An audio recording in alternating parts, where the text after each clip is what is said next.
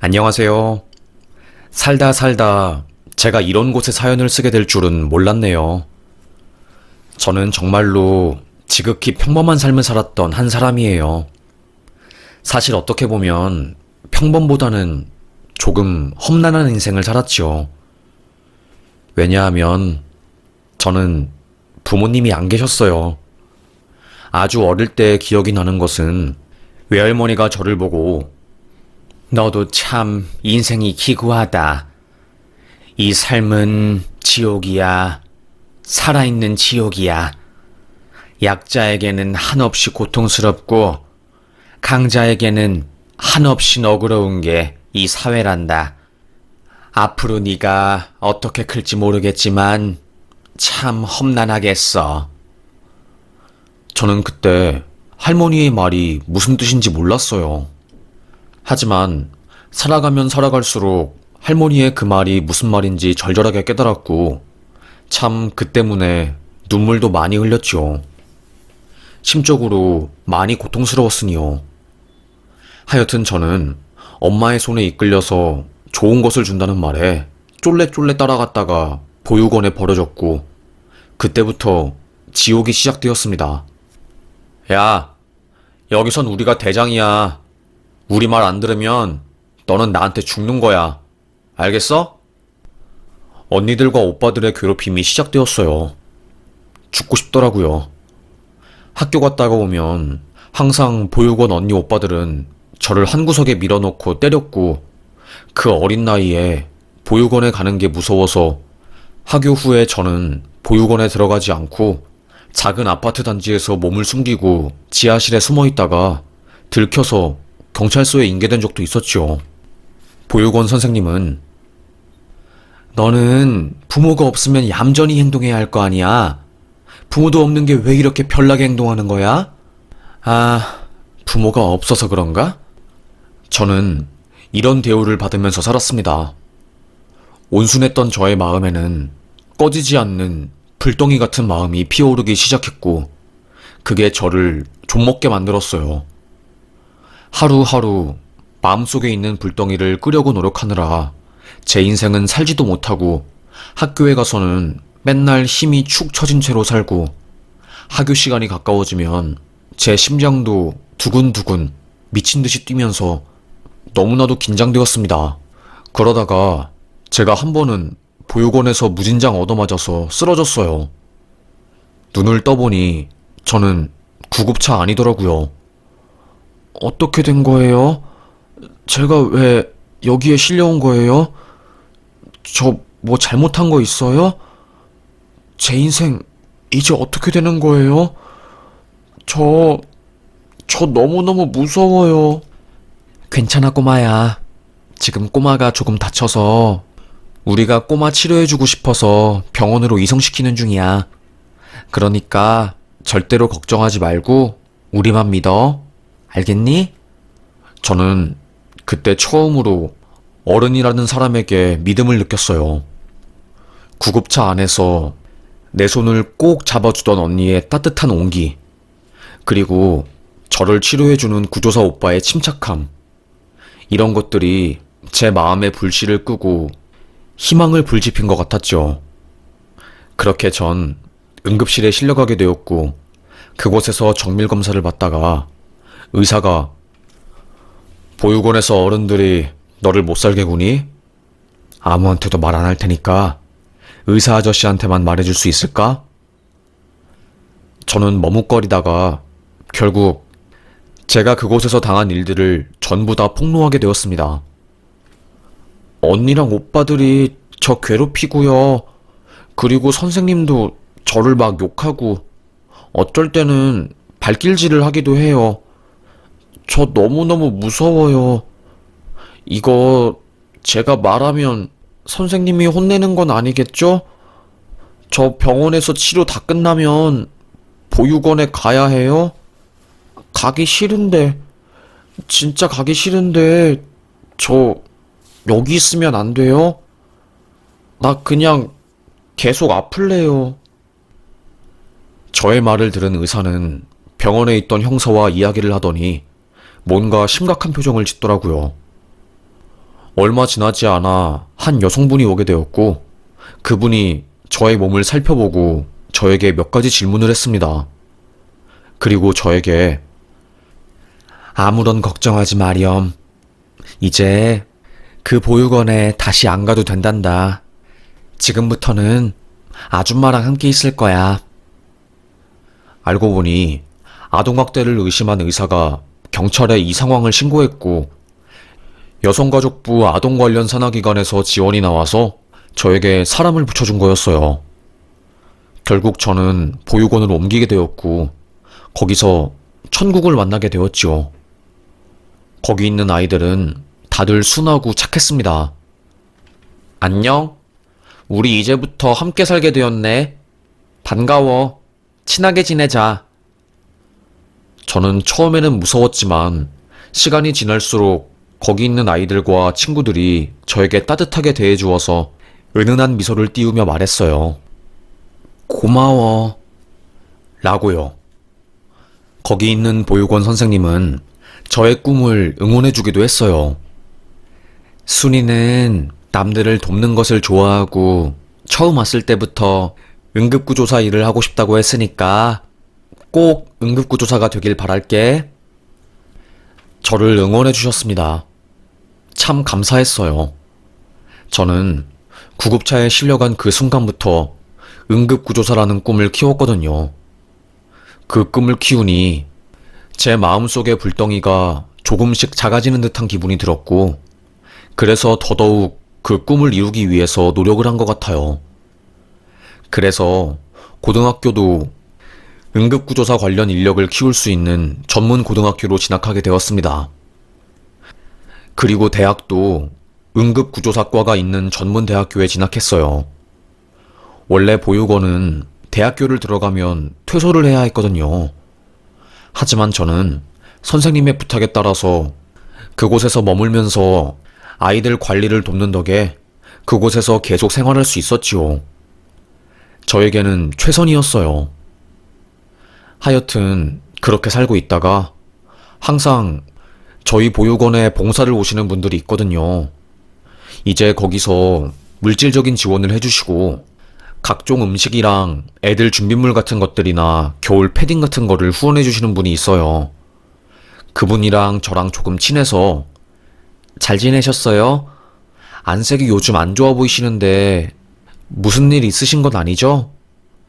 아이고, 순이가 이제는 다 커서 아저씨 걱정도 해주는구나. 나는 요즘 괜찮은데 요즘 부쩍 사람들이 안색이 안 좋아졌다고 그러네. 난 괜찮은데. 아저씨는 괜찮으니 걱정하지 말고. 그런데 그때 갑자기 그 아저씨가 쓰러진 겁니다. 아저씨 괜찮으세요? 아저씨. 아저씨는 거품을 물고 눈이 뒤집힌 상태였습니다. 상황을 보니까 아저씨는 간지를 앓고 계셨고, 그래서 거품을 물고 경련을 일으키면서 쓰러진 것 같았습니다. 손이 부들부들 떨리더라고요. 저는 차마 말이 안 나왔습니다. 그래도 제가 응급구조 일을 배웠으니까 최대한 그때 제가 할 수 있는 것들을 했어요. 고개를 옆으로 돌리고 기도를 확보하고 심장으로 혈액이 흐를 수 있도록 간단한 조치를 했지요. 그렇게 곧바로 구급차가 오게 되었고 아저씨는 병원에 가게 되었습니다. 제가 생각한 게 맞았어요. 간질이었고 지병도 있으셨는데 요즘 스트레스를 많이 받고 무리를 많이 해서 몸에 부담이 된 거였어요. 응급구조사는 어떻게 이렇게 초동처치를 잘하셨어요? 기도 확보 안 했으면 아마도 이분 숨 막혀서 죽었을 수도 있었어요. 정말로 너무너무 잘하셨습니다. 괜히 그 말을 듣고 뿌듯했지요. 그 아저씨는 몸 상태가 좀 안 좋으셔서 바로 퇴원하지 못하고 서울대학병원 큰 곳으로 옮겨서 지속적으로 치료를 받는다고 하시더라고요. 아무래도 뇌에 산소가 안 들어간 시간도 좀 있고 그래서 손상이 가긴 하셨나봐요. 마지막으로 들었던 소식은 언어치료를 함께 받으면서 재활을 한다고 들었거든요. 제가 있었던 보육원이 아랫지방이라서 그 이후로 아저씨를 다시 만나지는 못했습니다. 저도 나이가 있어서 더 이상 보육원에서 머물러 있지 못했고 서울로 올라가서 먹고 살 길을 찾으러 나갔습니다. 아무래도 응급구조사 일자리는 서울에 많았으니까요.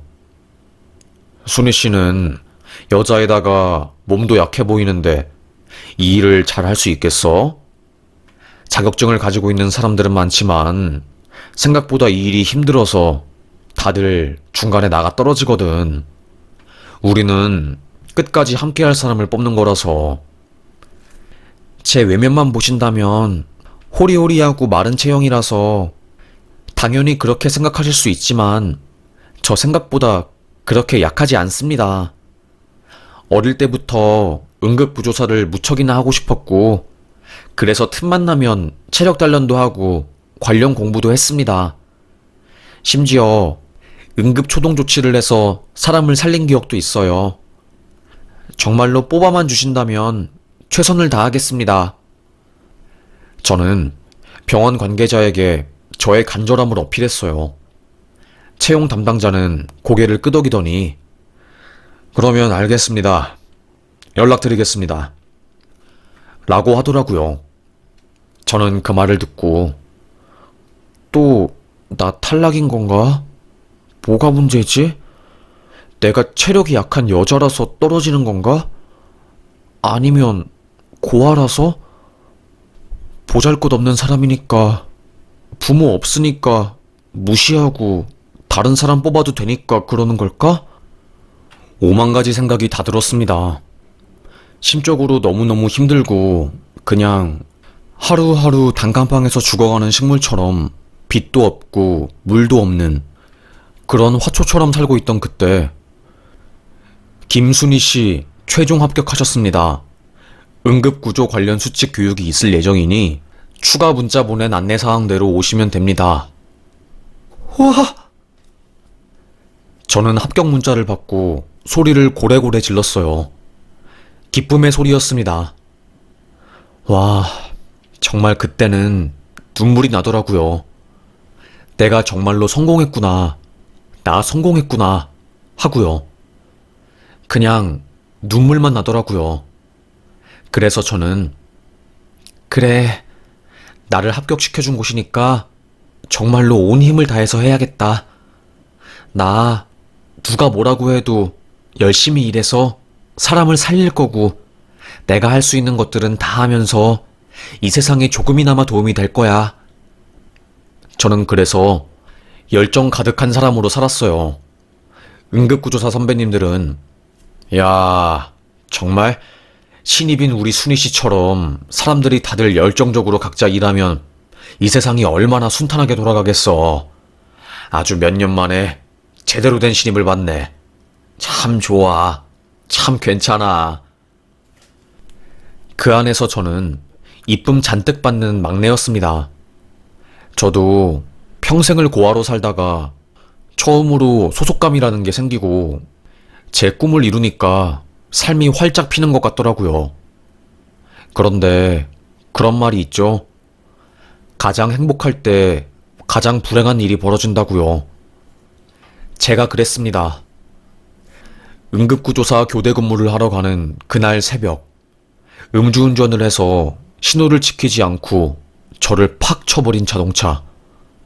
저는 10m를 날아갔고 피를 흘리며 죽어가던 중에 아파트에서 사고 소리를 듣고 새벽에 일어나 창문으로 도로 위에 피 흘리고 있는 저를 본 한 주민이 경찰에 신고를 했고 저는 숨이 끊기기 직전에 119가 와서 저를 실어가고 그렇게 수술을 진행하게 되었습니다. 온몸 골절, 정강이뼈는 박살이 났고 최소 1년간 장기 입원을 하면서 10차례 이상의 수술을 해야 하는 상황이었어요. 그런데 저는 고아잖아요. 힘들어 죽겠는데도 수술 동의서에 사인하러 올 사람이 없으니 경찰이 제 핸드폰을 뒤져서 저희 응급구조사 선배 번호를 찾아내 전화를 한 모양이더라고요. 그리고 제가 수술을 끝나고 코마, 반수면 상태에서 깨어났을 때는 이미 응급구조사 선배들이 전부 제가 고아라는 걸 안 상황이었습니다. 순이야, 순이야, 깨어나서 정말로 다행이다. 우리는 몰랐어. 네가 고아라는 것을. 그렇게 일하는 것을 좋아하는 애였는데 대체 이게 무슨 일이니? 이걸 어쩌면 좋니? 마음 아파서 죽겠다. 정말로 어쩌면 좋니? 선배들은 다들 저를 걱정하고 자기네들이 도울 일이 있으면 무슨 일이든 돕겠다고 했어요. 이미 저희 팀 사람들이 헌혈을 해줘서 제가 수술하는데 유용하게 쓸 수 있었고요. 그런데 문제는 제가 고아라는 사실이 소문났다는 게 너무나도 수치스럽더라고요. 고아라는 사실을 끝까지 숨기고 싶었는데 심적으로 저는 참 힘들었습니다. 고아라는 사실을 밝히고 나서 항상 처음에는 사람들이 저에게 잘해주지만 나중에 갈수록 저를 무시하거나 막대하는 일들이 빈번했거든요. 하여튼 저는 응급구조사 일을 그만둘 수밖에 없었고 재활까지 해서 총 3년간 병원에 누워 있었어요. 경찰은 아이고 그 가해자가 사고 내고 나서 또 몇 킬로미터까지 운전하다가 가드레일 받고 떨어졌어요. 2달간 식물인간 상태였다가 사망했고요. 가해자 앞으로 되어 있는 재산이 하나도 없고 운전할 때도 무면허 상태로 보험도 없이 술 마시고 한 거라서 특별한 보험금이나 보상금을 받기는 힘들 것 같아요. 일단 국가에서 교통사고 피해자들에게 긴급 구조금을 주는 게 있어서 그래서 그걸로 좀 당장 급한 병원비를 내셔야 할 것 같아요. 또다시 저는 절망의 늪으로 들어갔어요. 그때 하늘을 보고 아니 날 고아로 살게 했으면 이제 좀 행복하게 만들어주지. 교통사고가 웬 말입니까? 어떻게 이럴 수가 있습니까? 신이 진짜 있는 거예요? 저는 퇴원했지만 3년간의 병원비 2천만 원이 훌쩍 넘는 돈이 제 앞으로 되어 있었어요. 전부 다 빚이었고 수술 과정에서 비보험 처리되는 약이나 처치들을 많이 썼기 때문에 저는 빚쟁이가 되었어요. 교통사고로 몸 망가지고 보상금도 제대로 못 받고 직장도 잃고 몸이 안 좋아서 이제는 응급구조사 일도 못하고 나 뭐 먹고 사냐? 교통사고 당하니까 트라우마 생겨서 앞으로 응급구조사 일은 절대로 못할 것 같아. 아무 쓸모도 없는 내 자신인데 그냥 나 죽을까? 정말로 부정적인 생각들을 많이 한 것 같아요. 퇴원은 했지만 여전히 몸은 안 좋았고 다행히 얼굴이라도 멀쩡한 것을 감사하게 여겨야 하는 것인지 별의별 생각이 다 들고 너무나도 울적하더라고요. 그러다가 채용 공고를 보던 중 300만 원에 백화점 명품관 교대 근무를 구한다는 것이 있었어요. 그게 제 눈길을 끈 가장 주요한 이유는 학력 무관, 자격증 무관, 친절한 미소 라고 조건이 써 있었기 때문이었죠. 학력도 안 좋고 자격증도 당장 쓸 수 없는 응급구조사 자격증 달랑 하나 있는 저로서는 무척이나 좋은 조건이었습니다. 저는 바로 지원을 했고 며칠 지나지 않아서 지원해주신 김순희 씨 맞으시죠? 면접 보시러 오세요. 백화점이니 단정하게 옷을 입고 그곳에 가서 면접을 보았습니다. 인사채용 담당자는 인상이 좋으시네요. 그래요. 그럼 다음 주부터 출근할 수 있죠? 네, 저 바로 출근할 수 있습니다. 고개를 푹 숙이면서 연신 감사하다고 인사를 했습니다. 그렇게 저는 덜컥 합격하게 되었어요. 조금은 얼떨떨하고 이게 진짜 맞나 싶더라고요. 그래도 일을 할 수 있고 1년만 빡세게 일하면 병원비 다 갚을 수 있다는 희망에 다시 살아갈 힘이 생기더라고요. 순희 씨가 맡을 사람들은 명품관 관리야. 손님 오시면 따라다니면서 뭐 필요한 거 있는지 물어보고 관리하는 거야. 그렇게 어렵지는 않아. 진상들 몇 명 상대하는 거 빼고는. 실적에 따라서 인센티브를 받을 수도 있는 거고. 어렵지 않은 일이라니 저에게는 더할 나위 없이 좋았습니다. 제가 내세울 것은 딱 하나, 열정이거든요. 어떤 일을 하든 정직하게 최선을 다하는 게 저의 특징이자 강점이었습니다. 그래서 일을 열심히 하니까 솔직히 이쁨도 되게 많이 받았어요. 거기 매니저님이 순희 씨는 뭐든 열심히 하니까 여기서 조금만 더 버티면 승진도 할 거고 손님들한테 판매도 잘해서 인센티브 많이 받아갈 것 같아. 원래 이 바닥이 성질 더러운 사람이 버티는 게 아니라 참을성 깊고 착한 사람들이 버티는 거거든. 저는 매니저님의 그 말을 듣고 힘들어도 조금씩 더 버티는 연습을 했어요. 그러다가 아이고 일이 터진 겁니다. 어떤 손님이 명품을 치장하고 들어오셨어요. 그때 다른 직원들은 손님들을 다 응대하고 있었고 제가 후다닥 달려가서 혹시 뭐 찾으시는 거 있으십니까? 안내해 드릴까요? 신입인가? 처음 보는 얼굴인데. 네, 저 이번에 새로 들어온 지 얼마 안 된 사람입니다. 저기 위에 가방이랑 이거 지갑 세트 좀 보여줘. 저는 재고가 없어서 창고에서 꺼내오겠다고 진열되어 있는 거는 레드고 창고에 블랙이 있다고 하고서는 창고에 갔다 왔어요. 그런데 진열되어 있던 레드 가방이 싹 사라진 겁니다. 그리고 그 손님은 자기의 큰 가방에 그 레드 가방을 우겨넣으면서 유유자적하게 걸어서 나가려고 하는 겁니다. 와, 진짜 어이가 없더라고요. 저기요, 그거 들고 가시면 안 돼요. 소리를 지르면서 그 손님을 제지했어요. 그러자 매장 안에 있는 사람들이 제 목소리를 듣고 전부 그 손님을 쳐다보았고 그 손님이 갑자기 소리를 지르면서 매니저? 매니저 없어? 신입한테 교육 안 시켰나 보네. 지금 이게 뭐 하는 짓이야? 고래고래 목청을 높이는 겁니다. 저는 너무 당황해서 이게 무슨 일인가 싶었어요. 와, 진짜 열이 팍 오르더라고요. 그리고서는 그 손님이 제 뺨을 갑자기 팍 하고 날리는 겁니다. 저는 고개가 절로 옆으로 돌아갔고 느슨하게 묶은 머리끈이 빠지면서 머리가 산발이 되었어요.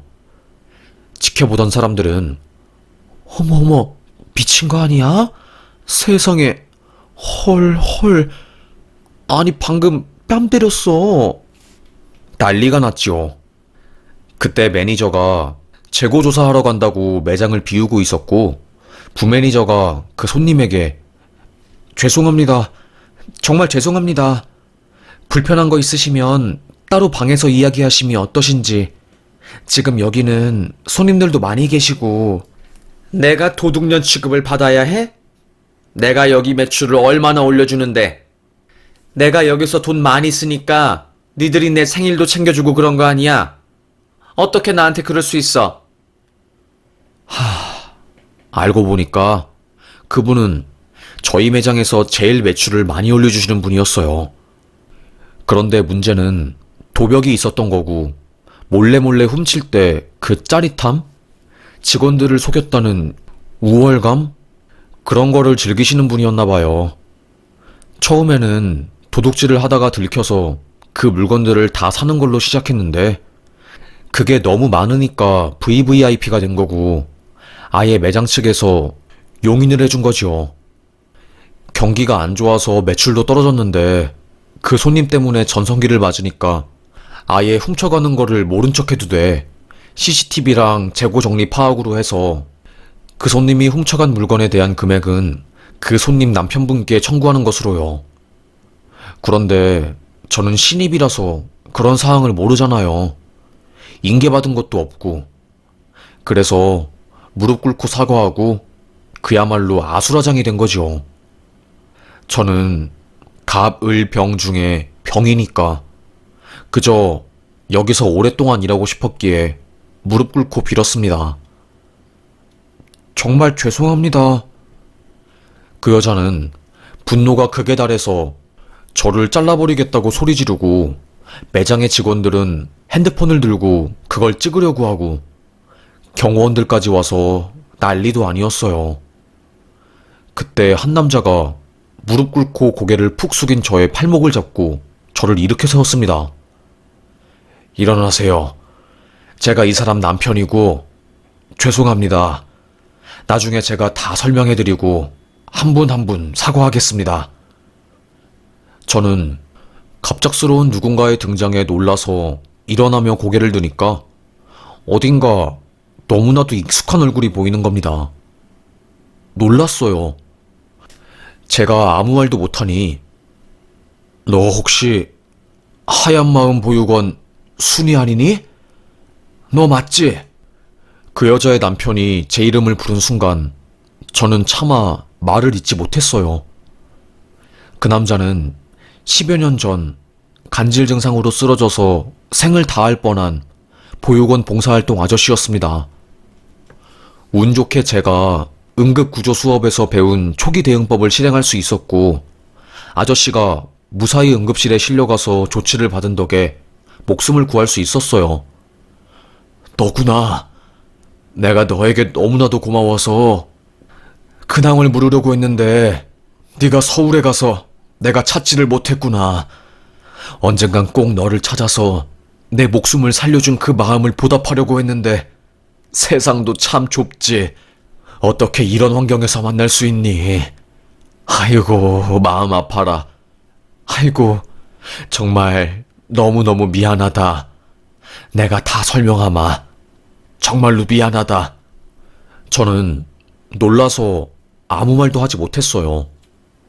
그냥 그저 어벙벙해서 아무 말도 하지 못하고 온몸에 힘이 빠진 채 서 있었죠. 뒤늦게 온 매니저가 저와 그 여자와 남자를 프라이빗 룸으로 옮기고 그곳에서 상황을 제지하였습니다. 매니저는 저와 그 여자 두 분에게 다 사과를 했어요. 정말 죄송합니다. 제가 매장을 계속 지키고 있어야 하는데 그러질 못해서 이 상황이 발생한 것 같네요. 정말로 정말 너무너무 죄송합니다. 그때 그 아저씨는 됐습니다. 저희 한 사람에게 사과할 필요는 없어요. 이 사람 손버릇이 나빠서 여러 사람들 불편하게 만든 거고 지금까지는 돈으로 어떻게든 이 사람 손버릇 덮었지만 저도 이제는 더 이상은 못하겠네요. 제가 다 죄송합니다. 그리고 우리 순이, 내 목숨을 살려준 순이에게 이렇게 안 좋은 상황으로 다시 마주하게 되어서 그저 너무나도 미안한 마음뿐이네요. 그 아저씨는 저에게 무릎을 꿇고 정말 미안하다. 내가 다시 한번 무릎 꿇고 사과하마. 이건 내가 사과하마. 정말로 미안하다. 저는 마음이 착잡했습니다. 괜찮아요. 아저씨가 잘못한 것도 아니잖아요. 저는 이제 더 이상 누구를 미워하고 혐오하고 증오하는 게 싫어요. 제 마음속에 불덩이를 키우기 싫어요. 그건 어릴 때 이미 많이 했거든요. 아저씨, 저는 괜찮으니까 걱정하지 마세요. 그렇게 저는 매니저의 권유에 의해서 잠시 한 달 정도 심적 안정을 위해서 휴가를 받았습니다. 사실 괜찮다고는 했지만 심적으로 놀라기도 하고 여러 가지로 힘든 것이 사실이었어요. 정신과 약을 받아가면서 마음을 달래고 있던 그때 그 아저씨가 저를 다시 찾아오셨습니다. 혹시 괜찮으면 이야기 좀 할 수 있을까? 네? 저는 한 카페에 가서 그 아저씨와 이야기를 나누게 되었습니다. 순이야, 내가 여러모로 참 미안해. 이 안사람이 몇 년 전부터 정신이 이상해져서 자꾸 물건을 훔치더라고. 매번 경찰서에서 전화 오고 내가 참 곤란해서 뒷수습으로 돈을 내서 뭐 어찌저찌 하긴 했지만 이제는 그 도를 넘은 것 같아. 그래서 순이 너에게 상처까지 주고 다친 마음은 괜찮니? 저도 모르겠어요. 요즘은 쉬고 있지만 긍정적으로 생각하려고 해도 그날의 그 장면이 자꾸 생각이 나서 저를 괴롭히네요. 내가 무슨 말을 할 수 있겠니? 그저 미안하다고밖에 하지 못해서 미안하다. 그리고 조금이라도 도움이 되었으면 하고, 그리고 내 목숨을 살려준 은혜도 갚고 싶고. 아저씨는 저에게 흰 봉투를 건넸어요. 이게 뭐예요? 열어보니 어마어마한 돈이 들어 있었습니다. 이 돈 못 받는다고 이런 거 바라고 한 거 아니라고 했지만 아저씨는 자기가 해줄 게 이것밖에 없다고, 안 그러면 자기 마음이 너무너무 무거워서 못 살 것 같다고 하시더라고요. 이거 돈 받는 거 자존심 상하는 거 아니야. 오히려 내가 미안하고 자존심 상하는 거지. 돈으로밖에 못 해줘서. 내가 어른으로서 다시 한번 사과할게. 그리고 미안하다. 아저씨가 미안해. 잘 커줘서 정말로 고맙고. 잘 커줘서 고맙다는 말에 저는 왜 이렇게 눈물이 났을까요? 어릴 때부터 보육원에서 봉사하시면서 제가 커간 모습을 다 보신 아저씨가 그리 말하니 저의 마음도 와르르 무너져 버렸지요. 결국 저는 펑펑 울다가 아저씨의 위로를 받고 그 돈을 받아 카페를 나왔습니다. 나중에는 정신을 차리신 그 여자분, 아줌마가 제 앞에 와서 무릎을 꿇었어요. 미안합니다. 내가 정신적으로 힘들어서 약을 먹고 있는데 꼭 약을 먹을 때마다 자꾸 도벽을 하고 그러네요. 이런 말은 핑계일 수도 있지만 언니가 극단적인 선택을 한 이후로 심적으로 많이 힘들었나 봐요. 왜 살아야 하는지 모르겠고 힘들고, 그래서 뭐 내일이 없는 사람처럼 행동을 하다가 이렇게까지 된 것 같습니다. 정말로 죄송합니다.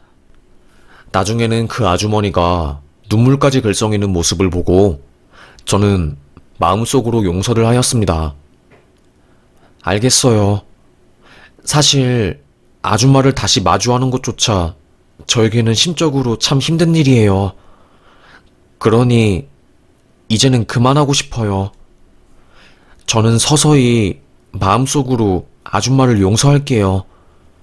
그러니 아주머니도 이제는 잘 사셔요. 저는 저를 때리고 무릎 꿇리고 모든 사람들이 보는 와중에 욕을 하고 난리를 친 그 아줌마를 용서했습니다.